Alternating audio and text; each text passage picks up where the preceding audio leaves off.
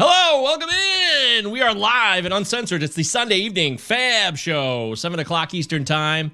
And man, tough times are here. What the hell's going on?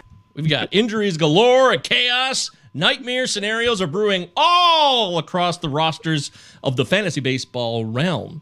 But the good news is, I'm here, MJ Govier on Twitter. G-O-V as in Victor, I-E-R. And I got a special guest today, Dave McDonald, Less Than Dave, in the house from Rotosaurus. You know him from everywhere. You know, he's on Rotographs now. I mean, the guy is everywhere. Where can you not find yourself these days, Dave? Probably on the Adalberto Mondesi bandwagon. But other than that, I'm pretty much everywhere. No way. Wow. Okay, well, I don't think Mondesi's going to be back this week, so he probably won't be much on the topic of conversation, but we've got schedules to look at. Is there players to pick up that are worth our time? What are the cheap plays? I don't think, as we sit here right now, Dave, there's a huge pickup, like the one central pickup. Do you think there is this week, or am I missing something?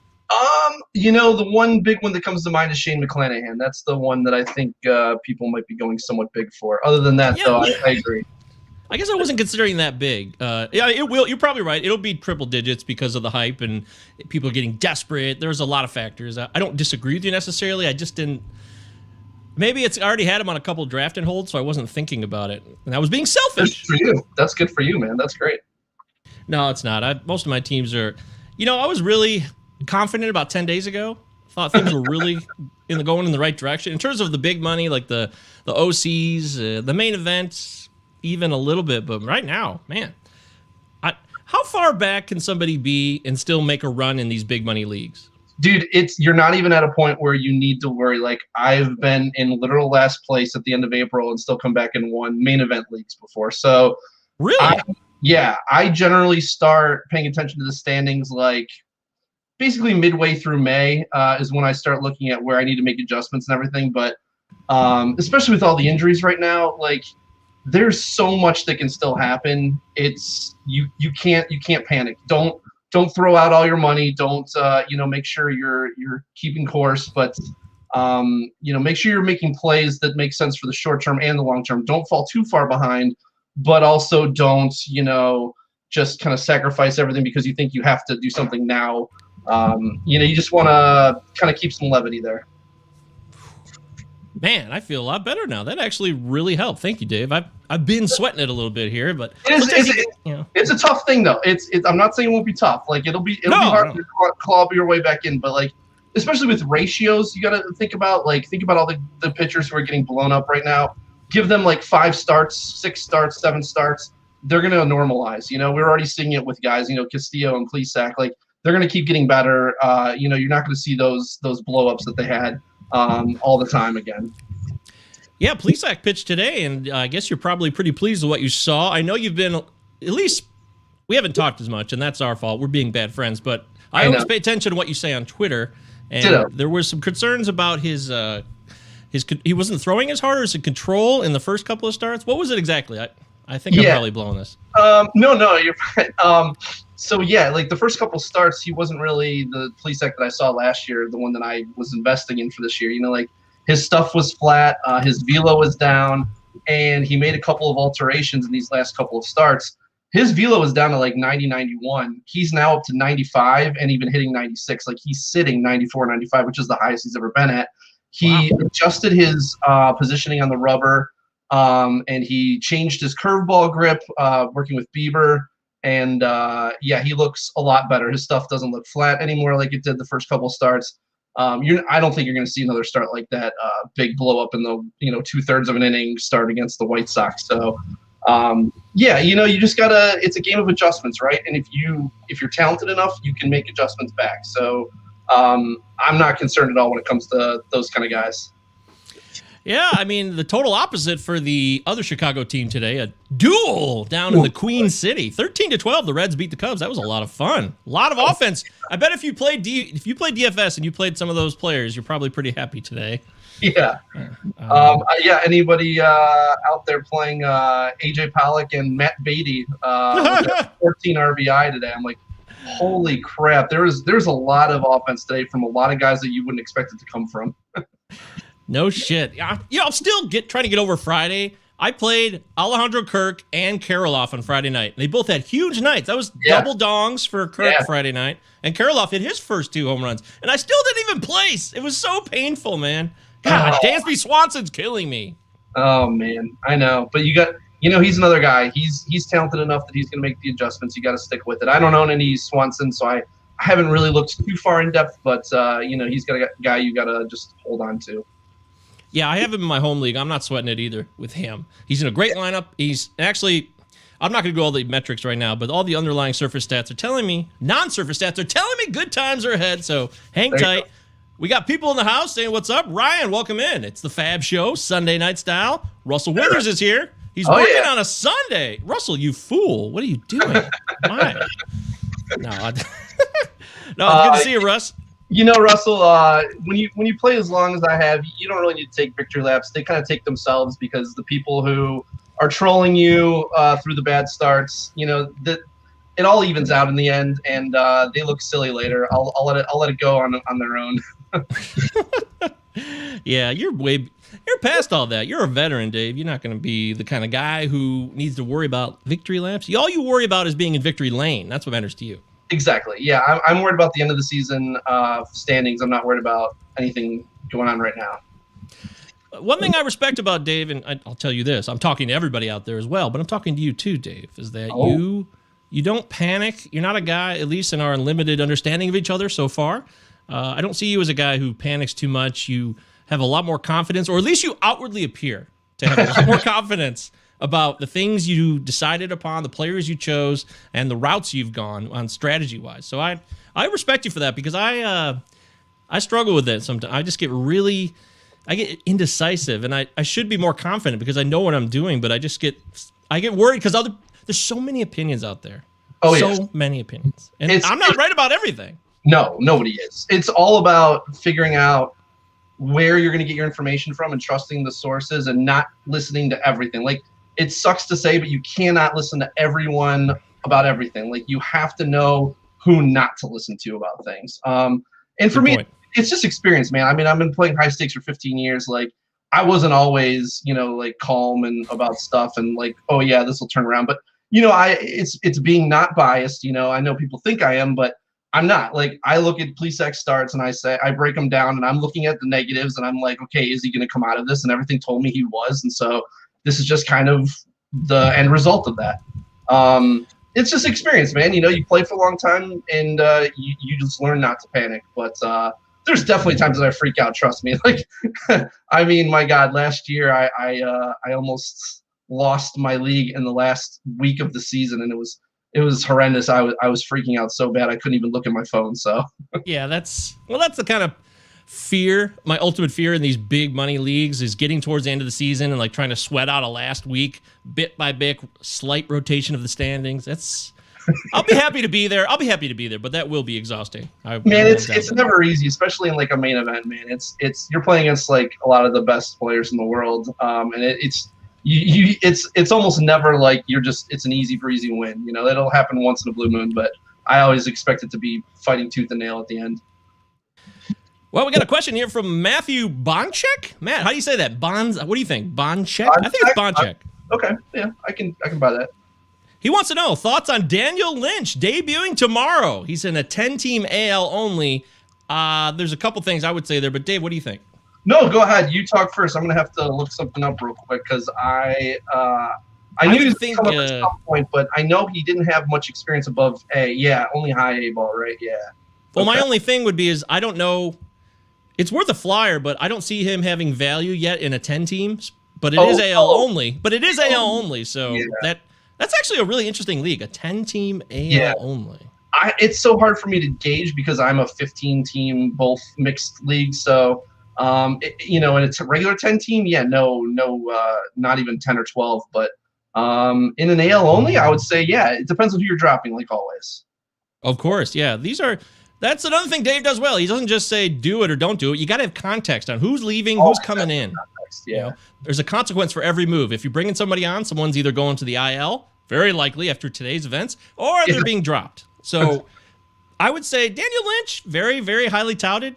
Definitely worth a shot. I'd say pick him up and go for it. And if it doesn't work out, then you move on from it. But as long as you're not dropping anybody that is someone you shouldn't be dropping. But the AL Central is a good place to invest because you're gonna have a lot of games against the Tigers and the Indians' bad offenses. So it's a more forgiving place to play than the West and the East. And they're playing one of the worst offenses in baseball tomorrow, Dave. Are they? Guess who? The Tigers? No, your team. Oh, okay. All right. I said my team too. I said both of our teams, man. Our teams are both lacking offense. you got great pitching, and there's actually like 2 guys that can hit on your team quite well, but otherwise it's just chaos. One of them's on the fraternity list though, so. Oh, shit. Yeah. Deary did say Franmil would hit 50 home runs this year. I don't know if that's out of the question yet. It's still a long shot, but it's not out of the question yet. Yeah, it's obviously that's a bold take, not necessarily. Does he actually think that, or is that like one of his just like? I think that was one of our insane fantasy takes back in the day. We did a million of them, so there's probably something on every player. But Dave, the one thing we learned today, by the way, so Daniel Lynch, take a chance. Matthew, thank you for the question. Anybody else wants to ask a question, drop it right here on the live stream. We'll be here till about 7:55-ish Eastern time, and then I got to do the first day pod. But shit can happen. These guys say it better than I could. D12 knows better than I do. But yes, after today, we've just seen more injuries. Do you think there's more injuries this year, or is it just us reacting in the moment? Honestly, I mean, I think Derek Rhodes would be a good person to ask this to because he keeps track of all this. But I thought I remembered seeing that there is an uptick in injuries, and I don't know if that is a result of coming off the short season or not. It's hard to say, but it certainly seems that way.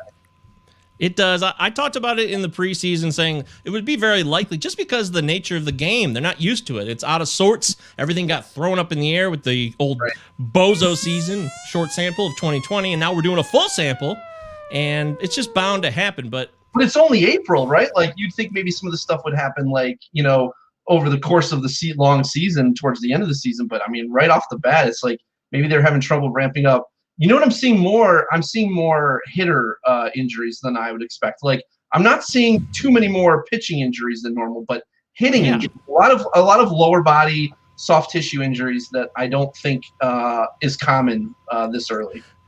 Fucking Starling Marte broke a rib swinging? I mean, what the hell? How does that happen? I know, and I know you're heavily invested. I felt so bad when I saw that. I only have been one, but yeah, it's a big loss. It was a disappointing moment for me. I thought he'd be back sooner, but when I read, according to CBS Sports the other day, that he might not be back till June. So I'm hoping it's sooner than that, but we got to prepare for the worst.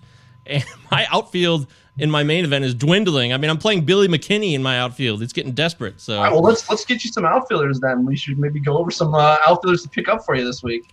Absolutely. That's a great idea. So I want to talk schedules first. As always, who's playing the most this week?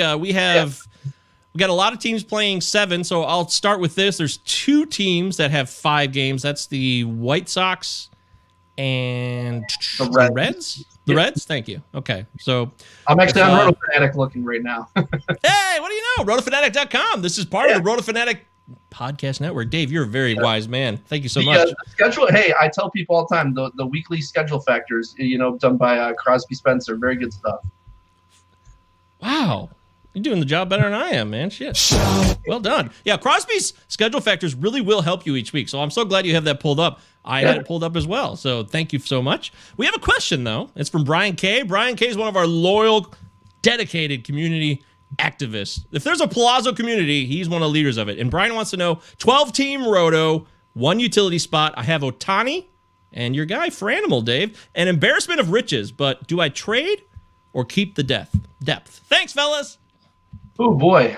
Let me see. I don't think either of them are playing in the field at all, right? Like, I don't think it's know what?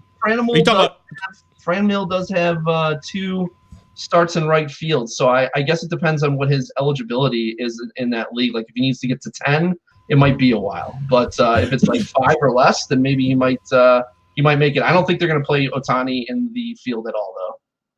Well, Ryan has said that not going to be able to use the drop. It's going to be me anymore. But hey, who said that we got to stop using it? Come on.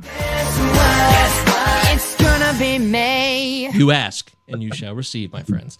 But yes, Ohtani played the outfield once so far. That was in a blowout game.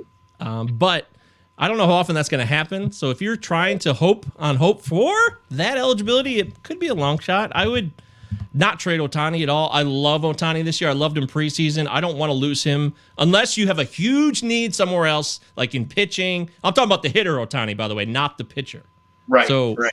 I don't want to lose him because he gives you steals. We could seriously see like a 2020, I think, is very real. He's probably going to hit 30 home runs easy. Hit more homers than that easily, yeah. I mean, just terms of equality. Yeah, right. He'll hit 30 home runs, guaranteed. Unless, barring injury, he's going to hit 30 easy. Oh, yeah. He should. But Franmil, I mean, he doesn't give you the steals. He's not going to give you a batting average. I mean, he'll show, hey, he's not going to hit 300 necessarily, but it's still like a solid batting average to keep in your lineup. What do you think in the end? Yeah, Franmil is very streaky. Like he'll go on power binges and then he'll cool off for a while. He'll give you that power. He doesn't bring the steals to the game like Ohtani does. But at the same time, you could probably get more for Ohtani. So I would say you should at least be exploring trades. See what you can get for both. If you're getting around equal deals, I would definitely prefer to trade Franmil. Franmil. By the way, yes, we are part of the Rotofanatic Podcast Network, and we want you to follow us. Palazzo Podcast, 2 L's, 2 Z's. Utah, give me 2.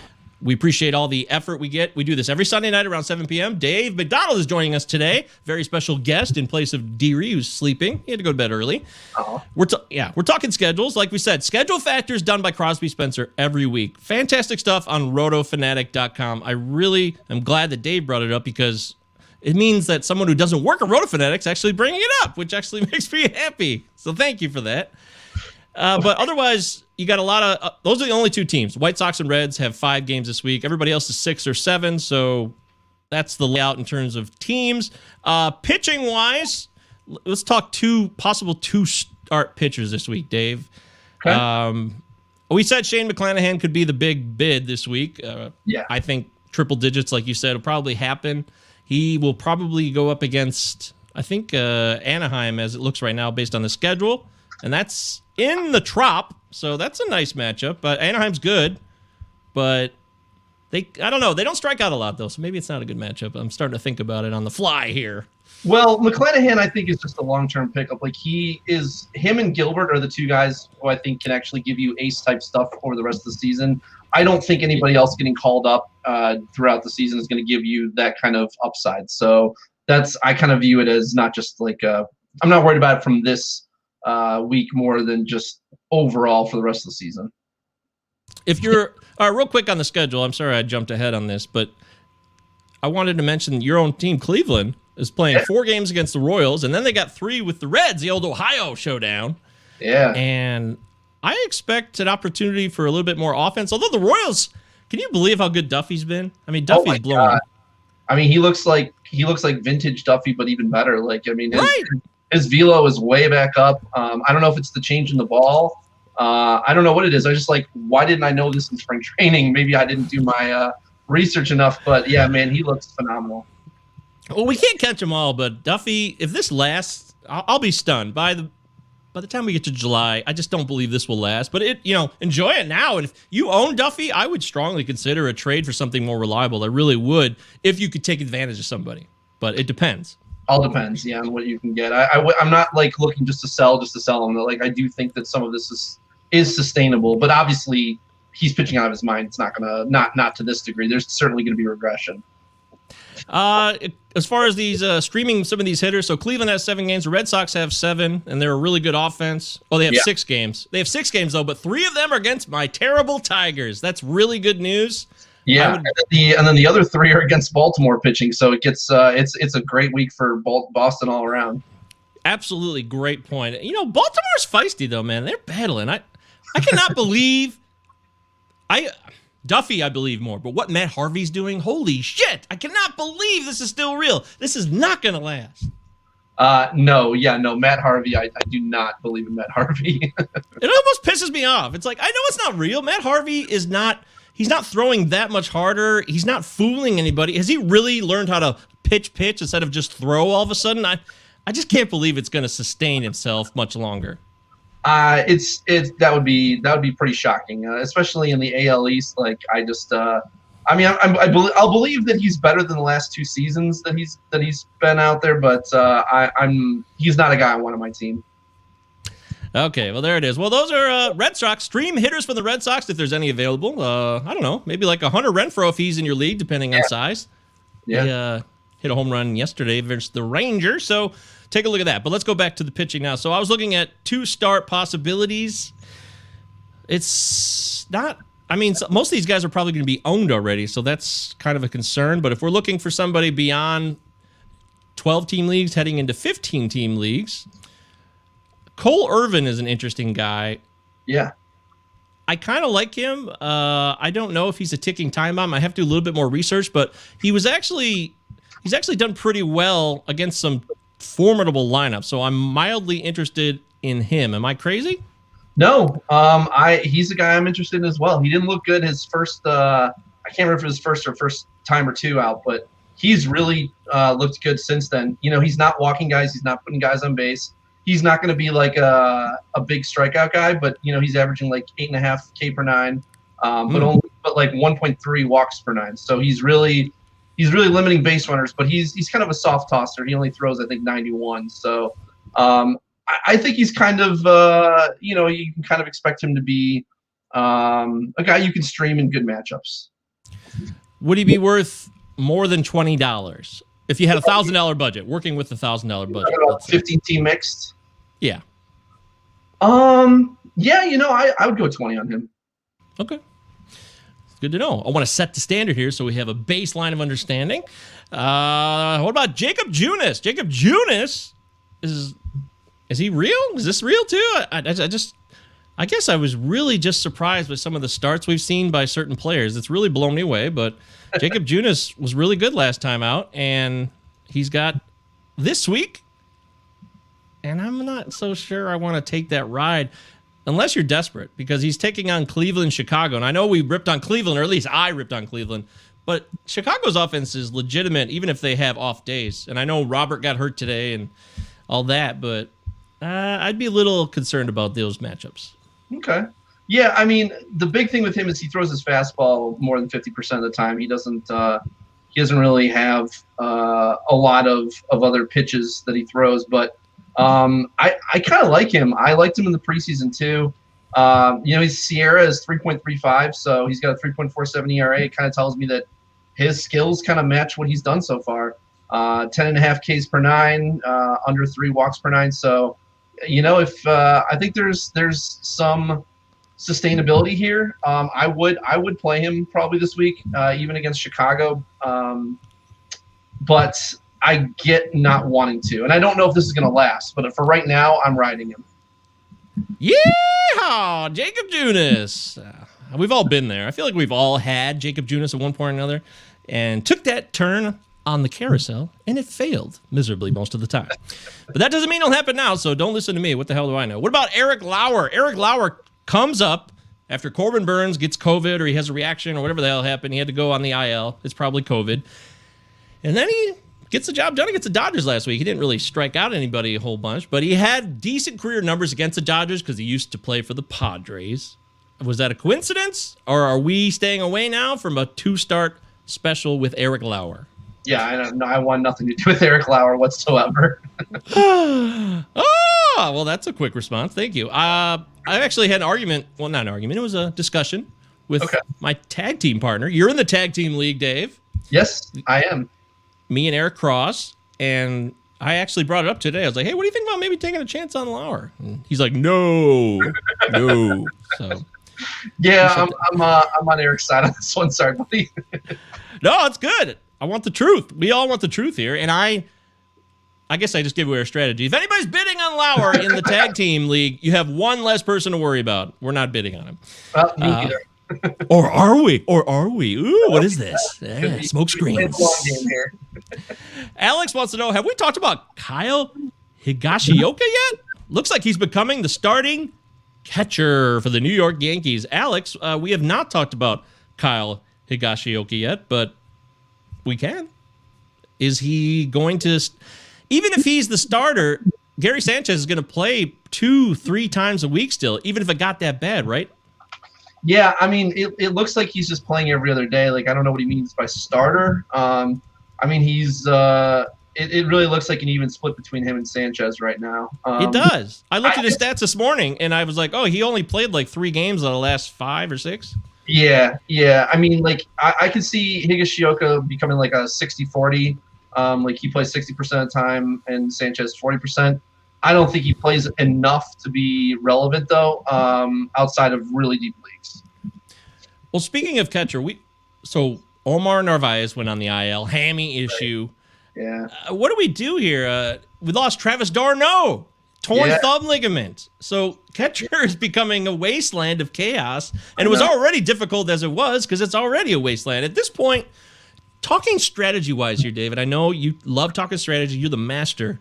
What do we do here in terms of filling the stats with catcher? Let's forget 2 catcher leagues. Let's just talk 1 catcher leagues. 1 catcher leagues? Yeah, if you don't have Wilson Contreras or right. Will Smith, like, what do we do here? Do we just stream? Yeah. I mean, if in 1 catcher leagues, there's depending on how deep your league is. If it's 15 teams, you're only 15 are owned, so there's still enough guys there that you can at least stream a good one for the week. But yeah, even in deeper leagues, what I do is I look at the guy who got injured and is their replacement, going to be a guy that I can play. In this with Molina, I know he thinks it's going to be a minimum stay, but the doctors that I've read their stuff from say that he could be out several weeks. So Kneesner is kind of an interesting guy. I kind of like him. I played him in DFS today, but I also like him when he gets the opportunity. He could be someone that rises up. I'm with you there. Yeah, I mean, again, this is a deep play. This is like a 15-team, play. Sure. William Contreras, same thing. Now that he's going to get some time with d'Arnaud and Jackson, both injured for the Braves. Max Stassi is back for the Angels, but he's probably just going to be splitting 50-50 with Suzuki. Well, I would keep an eye on that. Let's see how that goes, because he did swing a decent bat last year, and if he does continue to do that right off the shoot, they might give him, if he gets 4 to 5 starts a week, I would be interested in him. Okay, I could see him getting like 65% of the starts or something like that over Suzuki. I don't see Suzuki just like being a bench guy though. Like they'll no. I don't. Start. Yeah, I'm with you there on that one. Ryan says he was watching the Yankees broadcast today, and they mentioned Kluber really liked his last game throwing to Higgy, which is, it reminds me of Bobby Higginson. That's how old I am. When you say Higgy, it takes me back. Well, you're a Tigers fan too, so. Right. It's just, man, Bobby Higginson. I would have loved to have Bobby Higginson on my fantasy team in 1998. He had a great year. He could steal bags, hit 25 home runs. I remember that.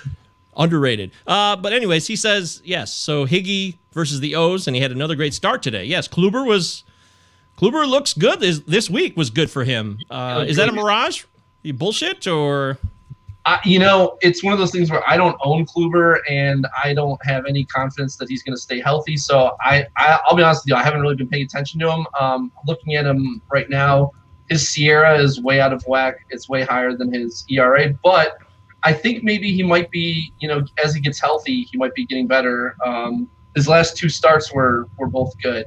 I wish nothing but the best for Kluber. He was, he was my favorite player growing up, like with the Indians. I mean, love them. So hoping he has success, but I hate the Yankees, so it's tough. Yeah, well, now he's. It's gonna be May. Damn it, I pressed the wrong button. I wanted to hit this one instead. That one is long gone. There it is. Ernie, sorry about that. Ernie Harwell. He's long gone, Al. Are you listening live to the, it's Rico Palazzo Fantasy Baseball FAAB Show. Sunday, fabulous show with me, your host, Michael Govier, at MJ Govier. G-O-V is in Victor, I-E-R, on Twitter. And Dave McDonald at RunDMCD. 3 capitals except the C on the last 4 letters there. And you can find him at Rotosaurus. And, of course, him and... I'm an asshole for this. I assume you guys are still doing high-stakes heat. No, you're not out of line at all. It's been like over a month since we've done. The last episode we did, I wasn't even on. I was preparing for the NFBC drafts, and Okay. Jake and Tony actually did it. Yeah, Jake. Jake, his son was in the hospital with pneumonia, and then actually I got pneumonia after that. So we've both been kind of out of commission. Yeah. Shit. Everybody okay? Yeah, his son is doing well now. The fever's gone and everything, but and for me too, the last couple of days I've been good. So everything's good now, but we just haven't had any time to do a pod in a while. Okay. Well, that is a beyond legitimate reason. So I'm glad that you're okay, and Jake's son and Jake, everybody, the family's okay. Big fans of Jake. Follow Jake on Twitter at the Dust Mite. He's a great follow. Even though he gets sick, we all get sick. He still knows his fantasy shit. He's really good if you're into food Twitter. He posts a lot of good food pics. Oh, okay. Well, I mean, you look at both of us. We both love food, so it's obvious. Hey, all right. A couple other here, two-steppers this week. We mentioned Cole Irvin. We mentioned Eric Lauer. We weren't into that. Is Adrian Hauser? It looks like Philadelphia and Miami this week. Adrian Hauser, if he's available, any interest? I mean, if is like a desperation play maybe, but he's not someone I'm looking to add really. He's fine. He's just, I mean, the surface stats look okay with the 3.65 ERA, but with a sub 7 K per nine and over 3 walks per nine, that's not a recipe for success, and I'm not liking what I'm seeing from him when I watch him. What about Kwang Hyun Kim? He's got the Mets in Colorado. Both of these are at home, by the way, at good old Busch. He's looked good since he's come back. He's striking guys out. He's not walking guys. I might take a shot at there because you said it was the Mets and Colorado, right? Both at Busch. Right. Yeah. So Colorado on the road, notoriously they suck. And then the Mets, honestly, for as many great hitters as they have, they're not playing well at all. So I'm not avoiding the Mets right now. So that's fine. The Mets scored 4 runs in the first inning Saturday night against Zach Wheeler. But then that was it. Then I was like, oh my God, 2 things happened in simultaneous fashion. I was like, yes, finally Wheeler got lit up, which I was expecting for a while. He's been pretty damn good so far. And that the Mets scored runs, 4 runs in 1 inning, blew my mind. But all of that ceased. All of those things stopped after that inning. Yeah, I don't know, man. I don't know what the Mets need. They need to get some juju. Serrano has to come out there and sacrifice a chicken or something to get him going. I don't know. JD Davis, another Met, got hurt. I don't know how serious it is. You guys make sure you check in on that. He was actually tearing the shit out of the ball, and I was really looking. I swear he was going to break out, but it was some type of hand injury, so he was not in the lineup today, which is actually happening right now. The game just started. So keep an eye on that. That's all I'll say about that. I'm trying to look at these other two starters. Casey Mize. Is it crazy to play Casey Mize at Boston? Oh, man. Yeah, I'm not. I mean, I don't trust Casey Mize to begin with, and I definitely don't trust him against Boston. Boston's just killing everyone right now. Bush. Sorry, Ryan's making me laugh in the live stream with Bush in all caps. Casey Mize might be a year away still. As a Tigers local, I don't know that much more. I mean, I live near the ballpark, closer to the ballpark than some of you, but that's it. But I still feel like there's some growing pains here. And if you're looking for him to turn into this dominant ace this year, that's way off the charts. Not happening. Yeah, you're just hoping that he shows some progression throughout the season and some growth and becomes like you can kind of see him becoming that next year maybe. Well, I just want to see him eat some innings, just build up some tolerance and eat some innings and just stay healthy for a whole year and then go from there. I'll be happy with that at this point. I really would. Fair enough. Okay. Well, man, not a lot of appetizing. Tyler Anderson is interesting to me because I really like how he's been pitching, but he has to go to both San Diego and Chicago Cubs, and the Cubs have been just like crushing everyone lately. So I think it's a tough, like if you're in like a 15-team league, obviously I would sit him in 10 and 12, but in a 15, it's like if you don't have anybody else to play, I would play it. But other than that, I think it might be a little too risky. Yeah, Ian Anderson actually kept them in check a couple days ago, but that was a rarity. That was I remember because me and Eric had a debate about starting Anderson this week because he had a 2 starts against the Cubs and the Blue Jays, which didn't go so well today. Yeah. But, we had one good start, one shitty one, and we're way behind in wins. Like, we're so far behind in wins. Our pitching is killing us, and Frankie Montas hasn't been great, and we've relied on pitchers that just Paddock. Paddock is on the IL now, so it's a real mess on our team. But nobody gives a shit about my team. We care about your team, folks. We're talking about 2-start pitchers to look at. If we look at anybody else, I would think about maybe this is crazy, but I think J.A. Happ is a fine call against Texas and Detroit. He's a must start. There's no way I would bench him. I mean, I know he's not a superstar, but against those 2 teams can't hit lefties. I mean, Detroit has like a 35 WRC plus against lefties. Like, it's ridiculous. Jesus. Yeah, it's real bad. And small sample or not, you got to just keep rolling out pretty much any lefty against Detroit right now. Good God, that is bad news. Shohei Ohtani is going to pitch against the Rays tomorrow. They have him as a 2.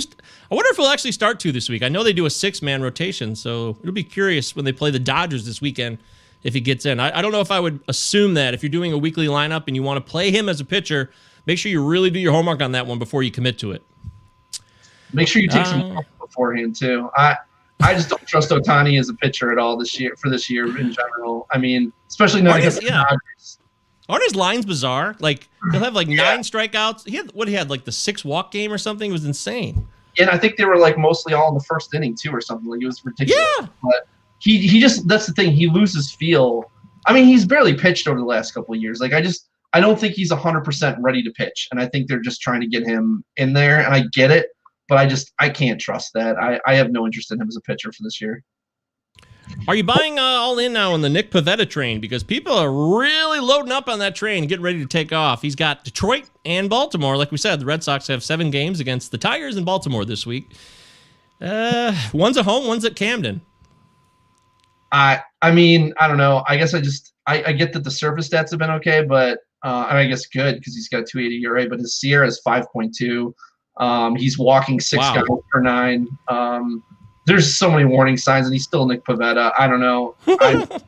I just maybe he's turned a corner. Maybe he is. Maybe he will. He's walking way. I mean, every game, 3 or 4 walks. It's too much. He's putting too many guys on base, and eventually someone's going to hit him. I mean, he faced Seattle and New York Mets, who had to combine 2 hits off of him in 11 innings. When he faces an actual offense, they're gonna pound him.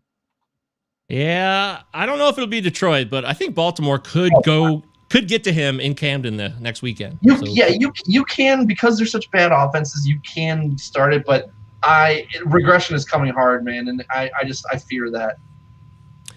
What about German Marquez? I mean, I'm actually seeing him on waiver wires that I wouldn't normally see him on in 14-team leagues, and that surprises me. But he's walked so many guys that I think people are really worried about him.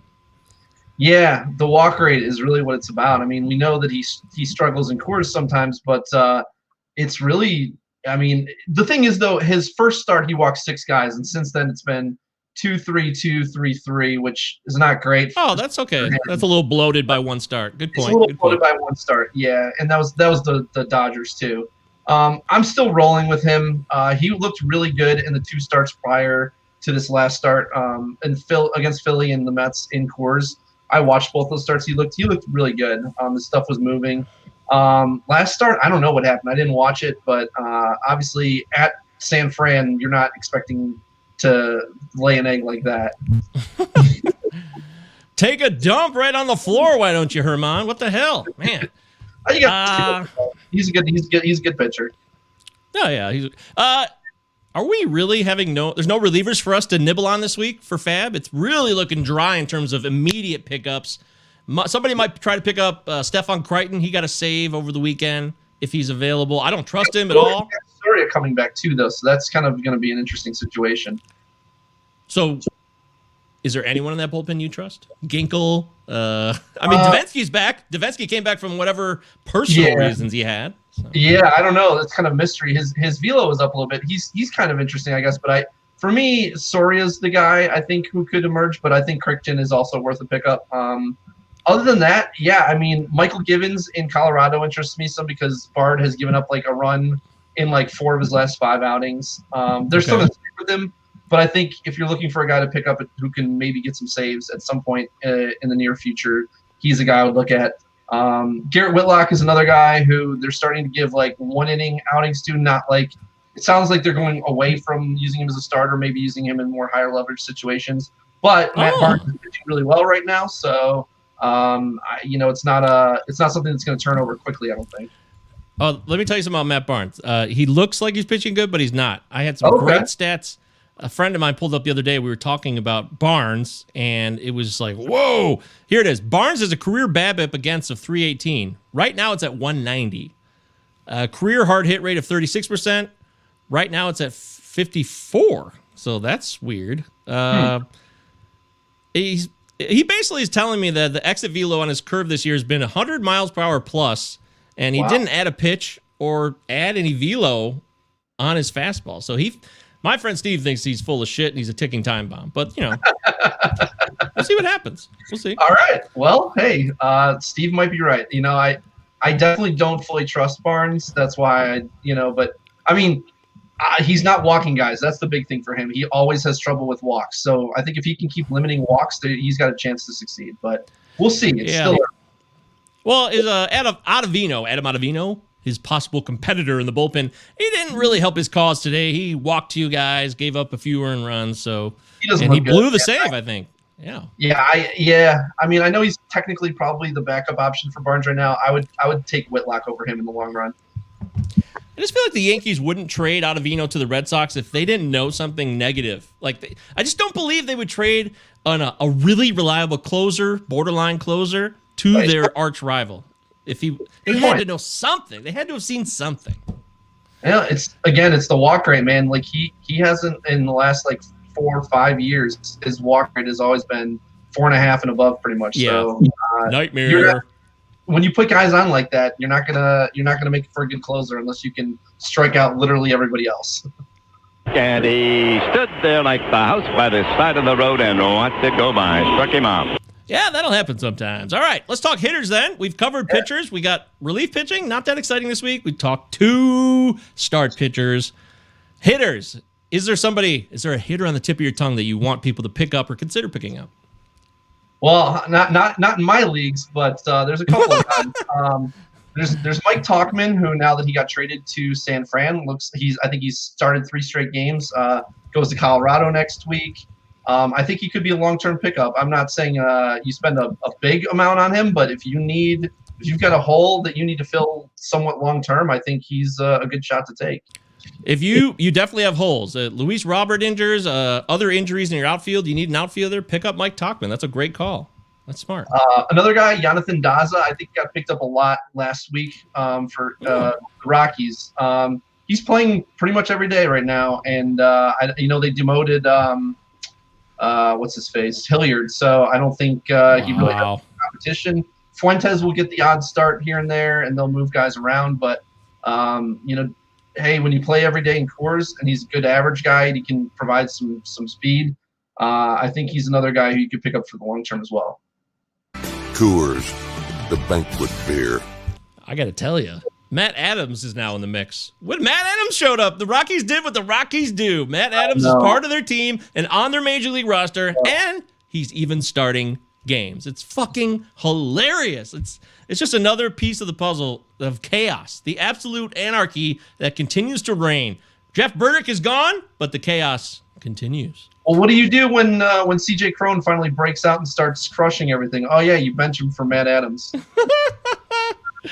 Oh shit, man. But Matt Adams at Coors, that's very exciting. I like that too. Still, I mean, you might be pissed if you own CJ Cron, but if you're looking for a guy who might start a couple times this week, and there's games in Coors this week, take a look at Matt Adams. Put a buck on Matt Adams. The guy could hit a home run, no problem, in that stadium. I don't have any doubts about that. No, I think it's just the playing time. I don't know if he's going to play enough to be worth it. Oh, yeah. If they're there for 3 games, maybe he starts 1. I don't think he starts really more than that. Yeah, it's just a total bozo streamer play. That's all it is. Maybe one day, off day if they're on, and you got players that are off, and you're in daily leagues that do daily moves. Consider Matt Adams this week in daily leagues, but definitely don't pick him up and put him in your starting lineup if it's a weekly league. That would be a horrendous idea. Okay, so you said Talkman. That's cool. Anybody else that was on the tip of your tongue? Well, there's a bunch of guys. I mean, another one who's kind of a bigger one would be Josh Rojas. A lot of people dropped him coming off of his rough start, but he's been playing a lot more now, and dude's hitting again. I know he's like the most frustrating guy in fantasy baseball. Like I can't even. Do you know how many benches I had him on this weekend? I mean, as long as you didn't drop him yet, that's great. Do you know how many leagues I dropped him in? Fuck. Well, I thought I didn't want to drop him yet because I thought that there was still something there. I'm like, I don't want to panic yet. So I guess it's better. Is it better to be watching 3 home runs on your bench in a weekend, or just to not have him at all? I guess. Oh, definitely. I'd rather have him on my bench because then I can say, hey, I can put him in this week. So, I mean, fair. The thing is, I don't know if he's going to get back to everyday playing time. And with the Diamondbacks, they rotate guys around so much that everybody gets like a day off here and there. But even with Ketel back and Christian Walker, it's going to be tough. But if he keeps hitting, I mean, they can force guys out. I don't know. I just think he's interesting because he brings that five category production. So.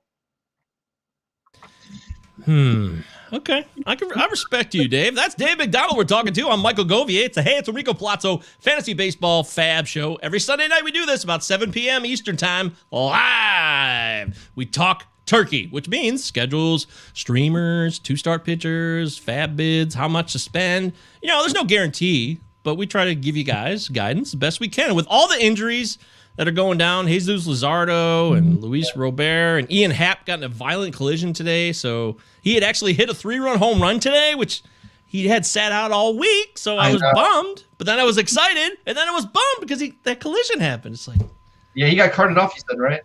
Yeah, it was hardcore. I hope I don't know what the latest details are as of Sunday evening at 7:48 Eastern time, but I hope he's okay. Yeah, I'm not sure. Just one other real quick. Steven Piscotty hits lefties pretty well, and they get somewhere between 4 and 6 lefties this week, which is interesting. Like you don't normally see that many lefties on a schedule. So, and he's the guy who should play most days. Especially he plays every day versus lefties. They might sit him versus a righty or two though. Oh, hell yeah. Yeah, that's a great point. That's an excellent point, Dave. Make sure you guys follow Dave on Twitter at RunDMCD.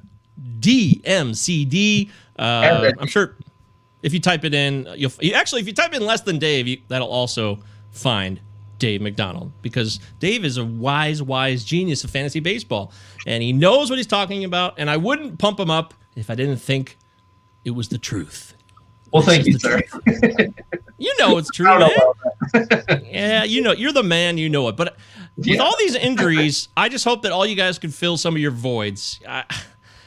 Guys like Tyler O'Neill, if there's some reason Tyler O'Neill's still a free agent, I want you guys to make sure you put a bid on him and pick him up. This is a guy who can give you a 2020 season at minimum. We know he has the power, but he's also fast. He's very athletic, and people forget that.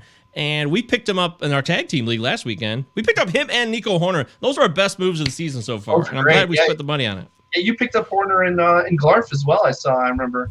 Well, I drafted him in Glarf, and then I had to let him go because the Cubs are playing the bullshit game where he's going to sit on the bench for 3 weeks. I overpaid for Horner, but I couldn't draft Horner and then watch someone else take him away. So I paid a tax basically because the Cubs fucked me. That's what it was.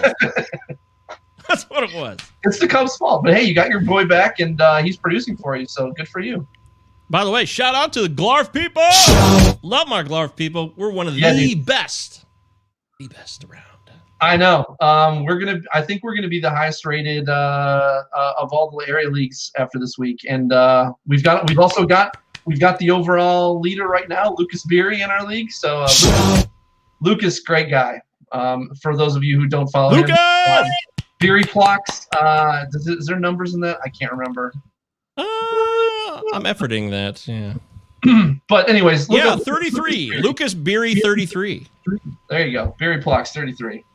There it is. Yeah. Lucas Beery, Biery. Lucas knows everything. As you said, Dave, in our chat this week, he listens to everybody and is always up to date on all the information.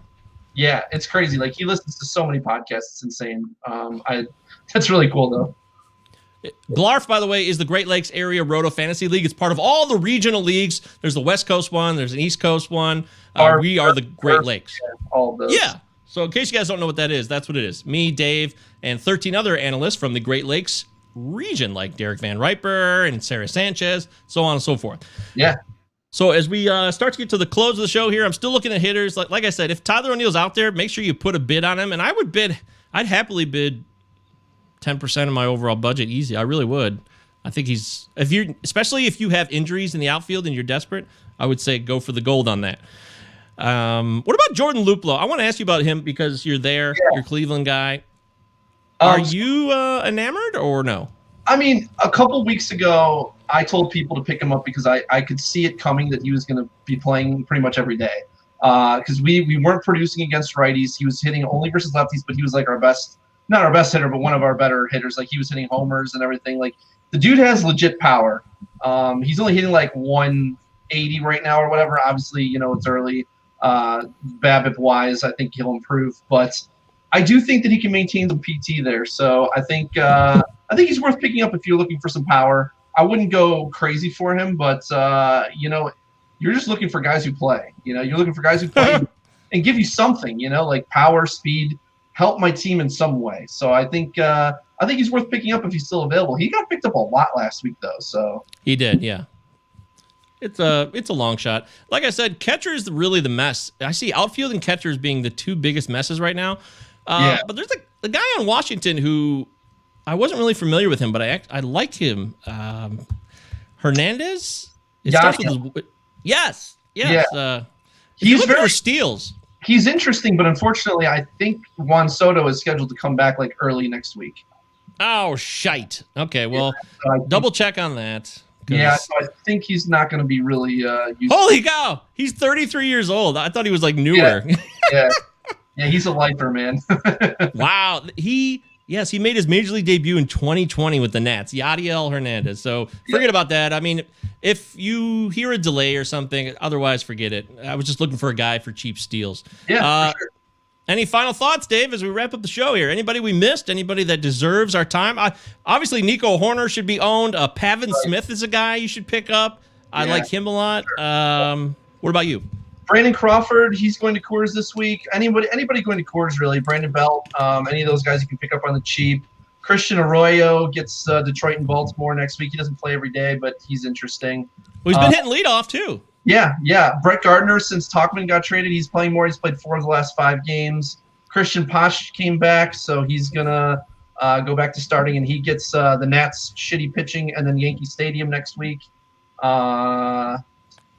That's pretty. Oh, Harrison Bader also just returned, and he started. He started three straight, and he gets Colorado in Busch Stadium, but it is still Colorado pitching, so they're bad. German Marquez pitching tomorrow night. We'll see how he does against the Giants.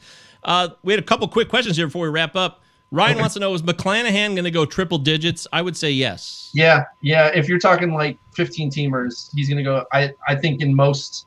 I don't know about TGFBI. I don't think it's as aggressive. It might be like more in the 60, 70 range, but I would assume he's more in the 130 to 175 range in high stakes leagues. That's my guess. In 15 team leagues too. Yeah, 15 teamers. 12 teamers, he'll probably be much cheaper. Yeah, 12 teamers will be cheaper. Okay. But I would still bid on him. I think he could be worth it. Oh, he's got the pedigree. Yancey Eaton, good friend of the show, good friend of everybody's. Loves him as McClanahan. He's a big Rays fan, obviously, and we were talking about him early last offseason, and I actually had him in like a weird thing. It's called Score Sheet. It's that Score Sheet baseball stuff. So I've heard of it. Yeah, so it's like a super giant roster, real AAA, all that stuff. And McClanahan has got the stuff. He's got the pedigree, so he's not just some flash in the pan. The other question was about Luis Robert going to the IL. Who's going to spell him? I hadn't even looked into that. Jake I Lamb? I don't know if they're going to finally give Vaughn more playing time. I mean, they still aren't playing the guy regularly. I mean, I guess he's played 4 of the last 5, but he still sits a fair amount. Larry Garcia will probably play close to every day. They could give Billy Hamilton some starts. Yeah, that's an interesting one there. Might be, if you're desperate for steals, you might want to take a flyer on Hamilton for a couple bucks. Since coming off the IL, he's started 1 game in like 10. So just take that for what it's worth. Oh, yeah. That's a mess. Adam Eaton, if for some reason you're in a 12 or 10 team league and Adam Eaton's available, make sure you pick him up and you already should have had him. I think he should be universally owned. Yeah. But otherwise, you're right. It's got to be Andrew Vaughn. Jake Lamb doesn't play the outfield that much, does he? Does he play left field? He's been playing left field, actually. Yeah, a little bit. Wow. I don't like that at all. Okay, well. No, I'm not interested, really. I mean, Larry Garcia is the one who's somewhat interesting. Has he can give you some steals, provide a little bit of average. Brian K says poop emoji on that. He doesn't like what we're saying. But hey, it's the truth, and that's what we do. We speak the truth here. That's what it is. All right, I got to go. I got time to do another podcast. It never ends. But we want to say thank you to all of you guys for checking in. You know this, but tell your friends, tell your family members. We do this every Sunday night, 7 p.m. Eastern, right here. Sub our channel. Follow us, Palazzo Podcast. 2 L's, 2 Z's. Give me 2. And make sure you follow Dave. Dave's a great guy. Dave McDonald, Less Than Dave. You gonna be writing this week on Rotographs, or what's up? I know, yeah. So since I had pneumonia, I obviously got a little sidetracked there. But the goal is definitely to release some stuff next week for sure. Awesome. Hell yes. Well, make sure you read Dave's stuff. Follow him on Twitter. Rotosaurus, High Stakes Heat. For Michael Govier, that's me, MJ Govier. GOVs and Victor IER. And Dave McDonald. Chris Deary sends his best. We'll be back Wednesday with Eric Simulski talking about pitching. Until then. He's in my TGFBI league. That's cool. Hey, cool. Well, great. You guys could talk about me behind my back. It'd be awesome. Thanks for having me, buddy. All right. Take care, everybody. Thanks. Thanks, guys.